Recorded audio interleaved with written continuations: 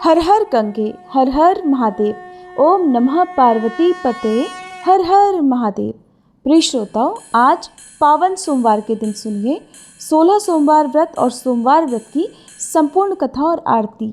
एक बार भोलेनाथ और माता पार्वती जी मृत्युलोक में भ्रमण करने पधारे। दोनों विदर्भ देश में अमरावती नाम की सुंदर नगरी में जा पहुँचे। ये नगरी सभी प्रकार के सुखों से भरपूर थी। वहाँ बहुत सुंदर सुंदर शिव जी के मंदिर भी थे। भगवान शंकर देवी पार्वती जी के साथ उन्हीं में से एक मंदिर में निवास करने लगे। एक दिन माता पार्वती ने भोलेनाथ के साथ चौसर खेलने की इच्छा प्रकट की। भगवान शिव ने उनकी बात सुन ली और वे दोनों चौसर खेलने लगे। तभी मंदिर का पुजारी पूजा करने आया। माता पार्वती ने पुजारी से पूछा, पुजारी जी बताओ, हम में से कौन जीतेगा? पुजारी जी ने कहा, महादेव ही जीतेंगे। थोड़ी ही देर बाद खेल समाप्त हुआ तो विजय देवी पार्वती जी की हुई। माता पार्वती ने पुजारी जी से पूछा, बताओ पुजारी जी, हम में से विजय किसकी हुई? तब पुजारी जी ने महादेव को ही विजयी होने की बात बताई। ये सुनकर देवी पार्वती जी को पुजारी जी पर क्रोध आया और उन्हें कोढ़ी होने का श्राप दे दिया। कोढ़ से ग्रस्त पुजारी बहुत दुखी रहने लगे। एक दिन देवलोक की अप्सरा भगवान शिव की पूजा करने के लिए उस शिव मंदिर में आई। पुजारी जी की कोढ़ की अवस्था देखकर दया भाव से पूछताछ करने लगी। तब पुजारी जी ने सारी बात अप्सरा को बता दी। उनमें से एक अप्सरा बोली, आप सभी व्रतों में श्रेष्ठ 16 सोमवार के व्रत करो। इससे शिव जी प्रसन्न होंगे और वे तुम्हारे कष्ट अवश्य दूर करेंगे। पुजारी जी ने इस व्रत की विधि पूछी। तब अप्सराओं ने बताया, सोमवार के दिन व्रत रखो, स्वच्छ वस्त्र धारण करो, संध्या और उपासना के बाद आधा किलो गेहूं का आटा लेकर इसके 3 भाग करो। घी, गुड़, दीप, नैवेद्य, पुंगी फल, बेलपत्र, जनेऊ जोड़ा, चंदन, अक्षत और पुष्प आदि से प्रदोष काल में भगवान शंकर का पूजन करो। 3 भागों में से 1 भाग शिव जी को अर्पण करो, बाकी 2 को शिव जी के प्रसाद के रूप में उपस्थित जन को बांट दो। खुद भी प्रसाद ग्रहण करो। इस तरह 16 सोमवार व्रत करो। 17वें सोमवार को पाव भर की पवित्र आटे की बाटी बनाओ, उसमें घी और गुड़ मिलाकर चूरमा बनाओ। शिव जी को भोग लगाकर उपस्थित भक्तों में बांट दो। इसके बाद परिवार सहित प्रसाद ग्रहण करो तो इससे सभी मनोरथ पूर्ण हो जाते हैं। ऐसी बात बताकर अप्सराएं चली गईं। पुजारी जी ने अप्सराओं की बताई विधि अनुसार 16 सोमवार के व्रत किए, जिसके पुण्य प्रताप से भगवान शिव की कृपा और माता पार्वती की दया से पुजारी जी कोढ़मुक्त हो गए और आनंद से रहने लगे। कुछ समय के बाद भगवान शिव और देवी पार्वती जी वापस उसी मंदिर में आए।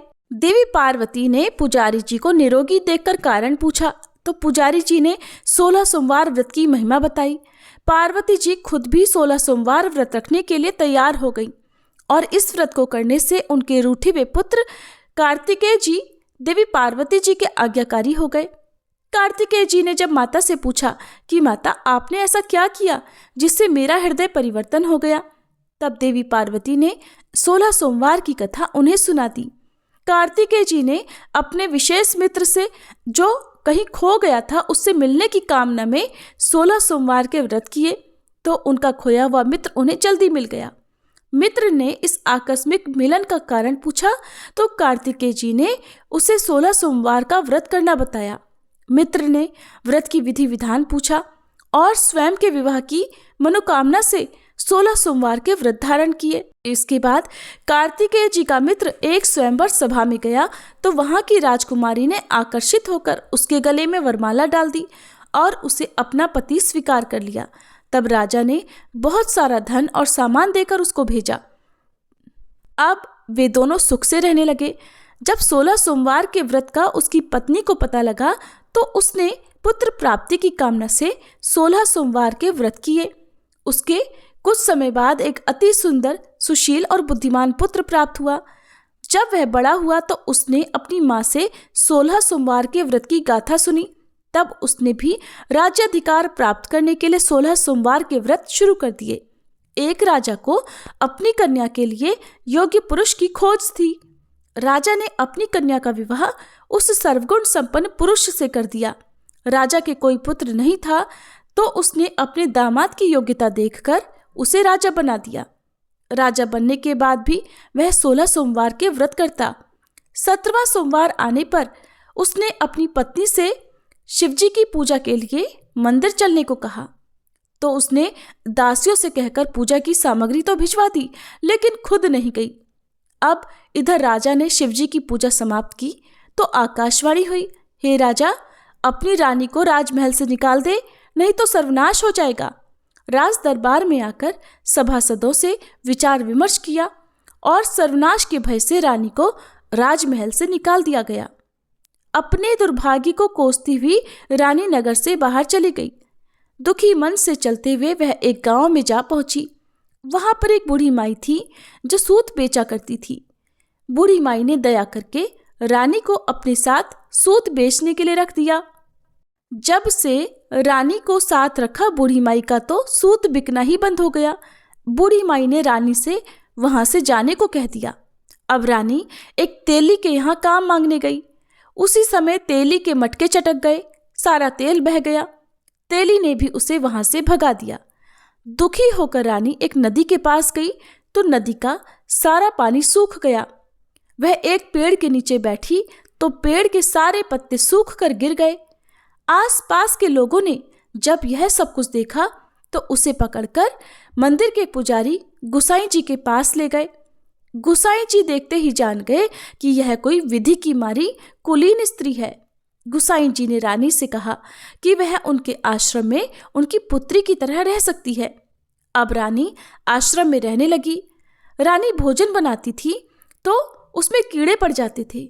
पानी भरकर लाती तो वह गंदा हो जाता था। अब तो गुसाई जी ने एक दिन दुखी होकर उससे पूछा कि बेटी, तुम्हारी ये दशा कैसे हुई? ये किस देवता का कोप है? तब रानी ने शिवजी की पूजा में ना जाने वाली बात गुसाई जी को बताई तो गुसाई जी बोले, पुत्री, तुम 16 सोमवार के व्रत करो, इससे तुम अपने सभी कष्टों से मुक्ति पा सकती हो।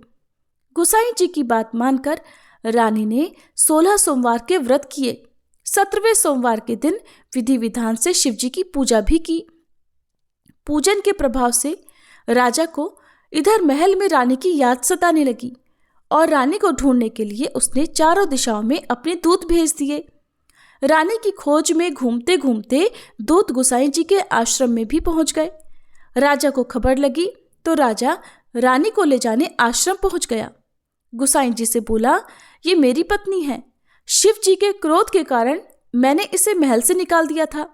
अब जब शिव जी का प्रकोप शांत हो चुका है तो इसे मेरे साथ जाने की आज्ञा दीजिए। गुसाई जी ने रानी को राजा के साथ जाने की आज्ञा दे दी। रानी बहुत प्रसन्न हुई। राजा और रानी के आने की खुशी में नगरवासियों ने खूब सजावट की, मंगल गीत गाए, पंडितों ने मंत्र आदि गाकर स्वागत किया। इस तरह धूमधाम से रानी का महल में प्रवेश हुआ। राजा ने ब्राह्मणों को दान आदि दिए, याचकों को धन धान्य दिया। जगह जगह भूखे लोगों को भोजन खिलाने के लिए भंडारे खुलवाए।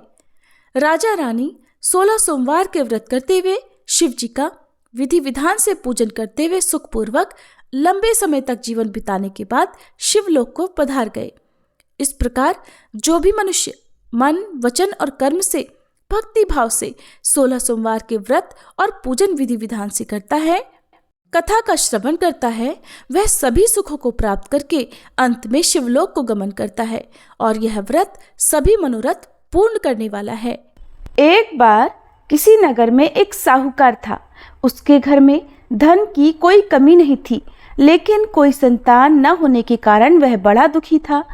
संतान प्राप्ति के लिए वो हर सोमवार को व्रत रखता था और पूरी श्रद्धा के साथ शिव मंदिर जाकर भगवान शिव और माता पार्वती की पूजा किया करता था। उसकी भक्ति देखकर एक दिन माँ पार्वती प्रसन्न होकर भगवान शिव से साहूकार की मनोकामना पूर्ण करने का निवेदन करती हैं।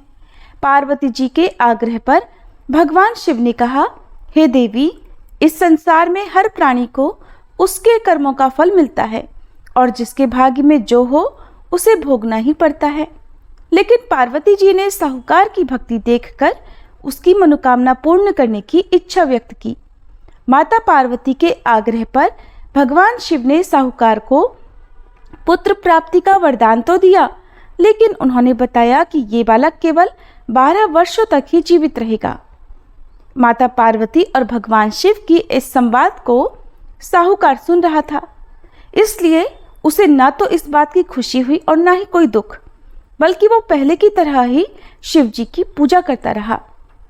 कुछ समय के बाद साहूकार की पत्नी ने एक पुत्र को जन्म दिया। जब वह बालक 11 वर्ष का हुआ तो उसे पढ़ने के लिए काशी भेज दिया गया।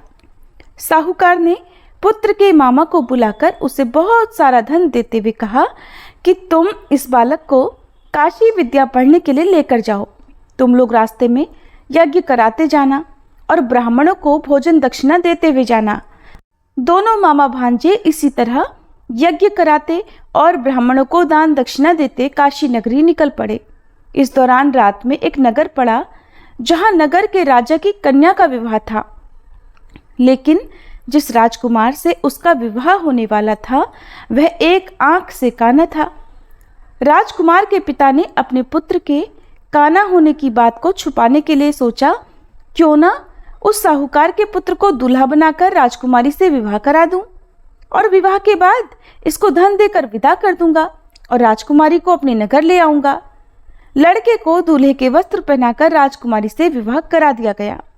साहूकार का पुत्र ईमानदार था, उसे ये बात सही नहीं लगी, इसलिए उसने अवसर पाकर राजकुमारी के दुपट्टे पर लिख दिया कि तुम्हारा विवाह तो मेरे साथ हुआ है, लेकिन जिस राजकुमार के संग तुम्हें भेजा जाएगा वो एक आंख से काना है। मैं तो काशी विद्या पढ़ने जा रहा हूँ। जब राजकुमारी ने चुन्नी पर लिखी बातें पढ़ी तो उसने अपने माता पिता को ये बात बताई। राजा ने अपनी पुत्री को विदा नहीं किया, फिर बारात वापस चली गई। दूसरी ओर साहूकार का पुत्र और उसका मामा काशी पहुंचे और वहां जाकर उन्होंने यज्ञ किया। जिस दिन साहूकार का पुत्र 12 वर्ष का हुआ उस दिन भी यज्ञ का आयोजन था। लड़के ने अपने मामा से कहा कि मेरी तबीयत कुछ ठीक नहीं है। मामा ने कहा तुम अंदर जाकर आराम कर लो। भगवान शिव के वरदान अनुसार कुछ ही देर में उस बालक के प्राण निकल गए। मृत भांजे को देखकर उसके मामा ने विलाप करना शुरू कर दिया। संयोगवश उसी समय भगवान शिव और माता पार्वती उधर से जा रहे थे।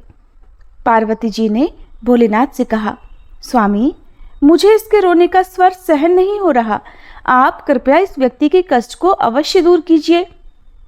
जब भगवान शिव मृत बालक के समीप गए तो वह बोले कि ये उसी साहूकार का पुत्र है जिसे मैंने 12 वर्षों की आयु का वरदान दिया था।